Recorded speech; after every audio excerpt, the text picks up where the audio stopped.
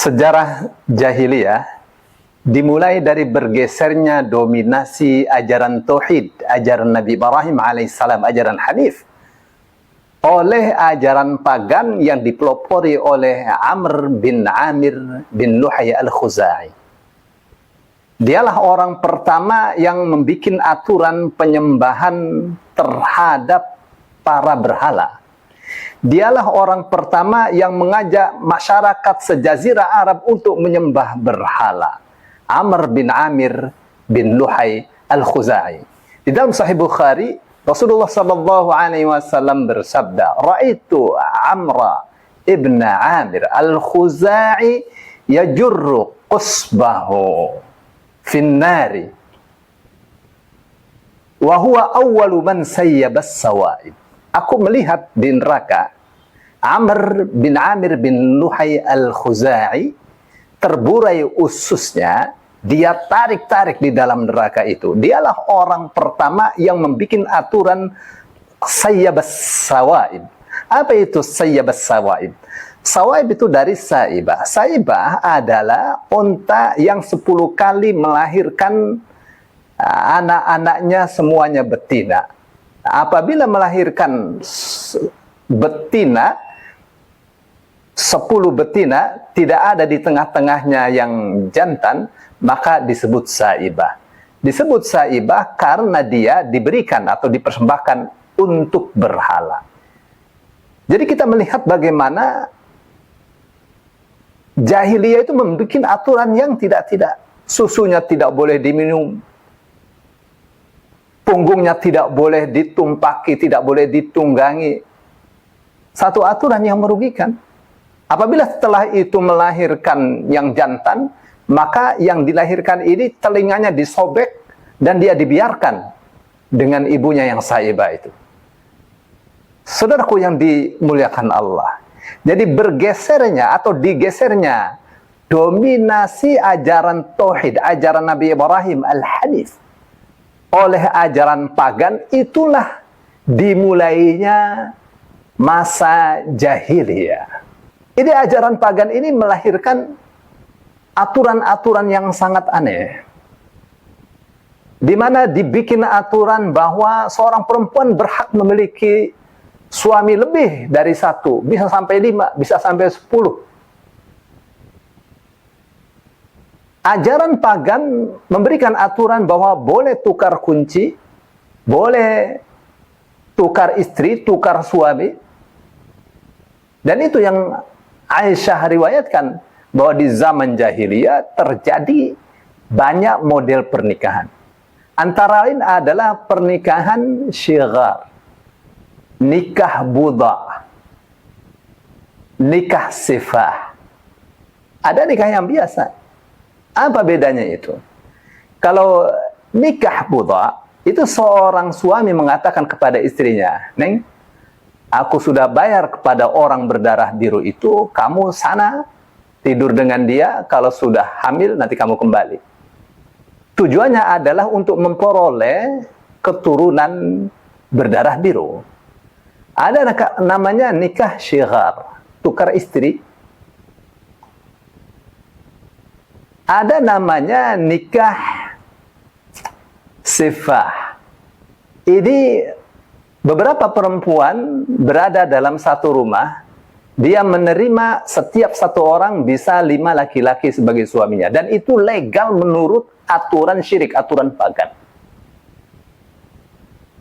Lalu yang ketiga adalah pernikahan seperti sekarang. Dan itulah yang lestari dari ajaran Nabi Ibrahim alaihissalam. Nikah berdasarkan syariat. Ada wali, ada saksi, ada mahar, ada sirah, dan seterusnya. Saudaraku yang dimuliakan Allah, aturan jahiliyah ini membawa manusia ke jurang sengsara. Riba dipelihara, manusia merdeka diperbudak, manusia yang merdeka menjadi budak gara-gara riba, pencurian, perjudian, anak perempuan tidak bersalah dikubur hidup-hidup. Itulah zaman jahiliyah. Dan ini adalah problem yang sangat serius sekali bagi manusia dan kemanusiaan. Dan itu pula yang menyebabkan Rasulullah Sallallahu Alaihi Wasallam bertahannuth atau tahannuf di Gua Hira. Jadi latar belakangnya adalah kegalauan Rasul Sallallahu Alaihi Wasallam melihat manusia-manusia dengan kejahiliahannya. Mereka menyembah Allah tapi menyembah juga berhala. Berhala disembah-sembah, dan kalau mereka disebut menyembah berhala, mereka marah, mereka mengatakan ma na'buduhum illa liqarribuna ila Allahi zulfa. Kami tidak menyembah mereka, kami melakukannya hanya untuk supaya mereka mendekatkan kami kepada Allah dengan sedekat-dekatnya. Itulah jahiliyah. Jadi yang melatar belakangi Rasulullah Sallallahu Alaihi Wasallam bertahannuts atau bertahannuts, ikhtilaf antara para ulama. Tahannuts itu beribadah bermalam-malam. Tapi ada yang mengatakan itu bukan tahannuts tapi tahannuf. Jadi beribadah sesuai dengan ajaran Nabi Ibrahim alaihissalam. Tahannuf di Gua Hira. Membawa bekal dari Khadijah, naik kalau sudah habis turun lagi, bawa lagi, naik lagi. Kenapa? Karena Rasul Sallallahu Alaihi Wasallam ingin memperoleh solusi atas kejahiliahan yang menguasai masyarakatnya. Maka Allah Subhanahu wa Ta'ala mengirimkan Jibril di dalam sebuah hadis yang panjang bahwa Rasul Sallallahu Alaihi Wasallam pertama kali mendapatkan wahyu itu dari mimpi. Dan mimpinya seorang nabi adalah wahyu. Sampai akhirnya Rasul Sallallahu Alaihi Wasallam sangat suka sekali menyendiri, bertahannuts, beribadah sesuai dengan ajaran Nabi Ibrahim alaihissalam. Di Gua Hira itu, kalau kita berdiri di situ, di Gua Hira itu langsung ke titik Ka'bah, pas lurus sekali dengan tengah-tengahnya Ka'bah. Maka beliau mengatakan masyarakat Mekah yang paling tahu arah kiblat adalah masyarakat Na'la. Saudaraku yang dimuliakan Allah. Lalu satu ketika Rasul Sallallahu Alaihi Wasallam kedatangan seorang yang tidak dikenalnya, dan itu di waktu malam. Kita tahu Gua Hira itu posisinya di atas permukaan laut 283 meter. Jadi tinggi sekali Gua Hira itu. Aneh kalau malam-malam ada yang mengunjungi Rasul Sallallahu Alaihi Wasallam. Dan saat itu beliau diminta untuk membaca Iqra. Rasul katakan, Nabi Khalid, saya tidak bisa baca. Ghattani hatta balagh min al-jahd. Apa katanya? Lalu aku didekap sampai saya hampir tidak bisa bernafas. 3 kali dia lakukan itu. Lalu dibacakanlah surah Al-Alaq ayat 1 sampai 5. Iqra bismi rabbikal ladzi khalaq. Khalaqal insana min 'alaq. Iqra wa rabbukal akram alladzi 'allama bil qalam 'allamal insana ma lam ya'lam. Setelah itu Rasul Sallallahu Alaihi Wasallam dengan hati yang berdebar, dengan hati yang sangat takut sekali, datang ke rumahnya, turun dari Gua Hira, berkata kepada Khadijah, zammiluni, zammiluni. Lalu beliau mengatakan, laqad khasyitu ala nafsi. Aku khawatir terhadap jiwaku sendiri, terancam, takut ada yang membunuh. Lalu Khadijah mengatakan, kalla abshir. Dalam Bukhari, kalla wallahi abshir. Wallahi la yukhzika Allahu abada. Innaka la tasilur rahim wa tasduqul hadith wa taksibul ma'dum wa tahmilul kalla wa taqrid dhaif wa tu'inu ala nawaibil haqq. Kata Khadijah, gak mungkin, demi Allah gak mungkin. Tenang, demi Allah, Allah tidak akan membuat kamu hina. Allah tidak akan menghinakan kamu. Apa sebabnya? Karena engkau selalu melakukan silaturahim. Bahasa kamu selalu baik, jujur. Setiap orang yang papa, engkau bertanggung jawab atas kepapahannya itu. Setiap keluarga, setiap orang yang membutuhkan bantuan, engkau akan bantu. Dan engkau adalah orang yang selalu memuliakan tamu. Dan apabila terjadi bencana, engkau adalah orang yang terdepan.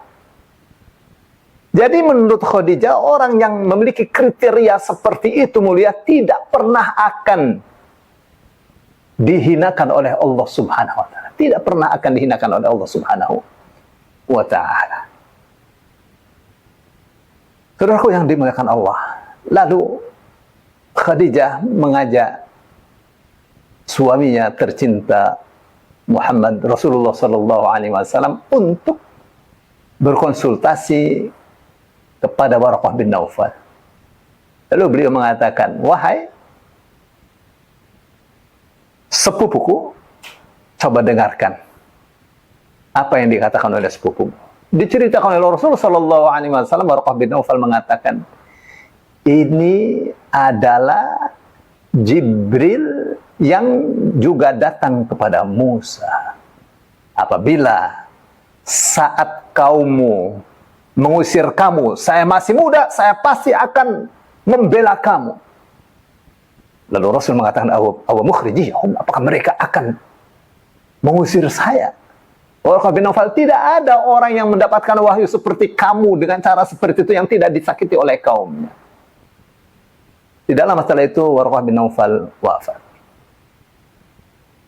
Baik, sekarang kita bertanya, kenapa Allah tidak menurunkan wahyu berupa salli, salatlah, atau aqimus salat, dirikanlah salat, tapi iqra, bacalah? Rahasianya adalah karena Al-Quran diturunkan sebagai solusi atas segala permasalahan yang dihadapi oleh manusia.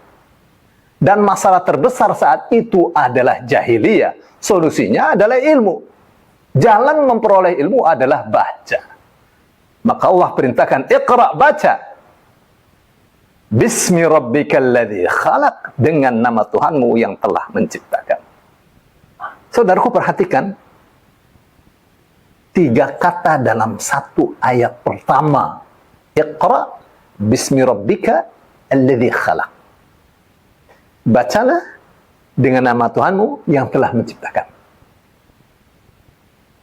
Perintah membaca. Perintah itu menunjukkan wajib. Jadi pantang bagi orang Islam untuk tidak membaca. Harus membaca, harus belajar. Bacalah dengan nama Tuhan.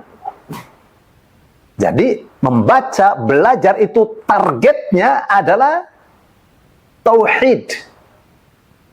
Membaca dengan nama Tuhan.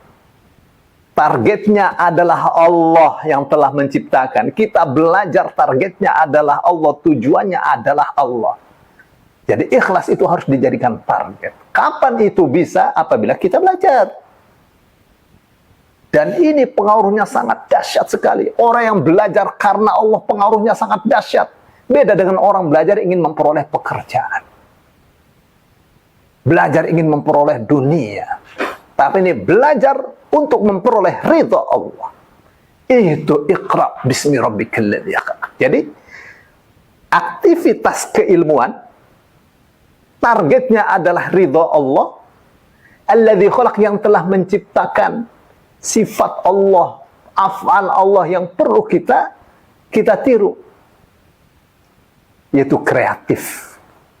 Bukan sekedar kita belajar, bukan sekedar kita bertauhid kepada Allah, tapi kita harus ada aksi-aksi yang jelas, aksi-aksi yang benar untuk bisa taat kepada Allah Subhanahu wa taala sebagai manusia yang berperadaban dengan ilmu yang kita gali untuk memperoleh ridha Allah. Dan ilmu itu dari mana? Ilmu itu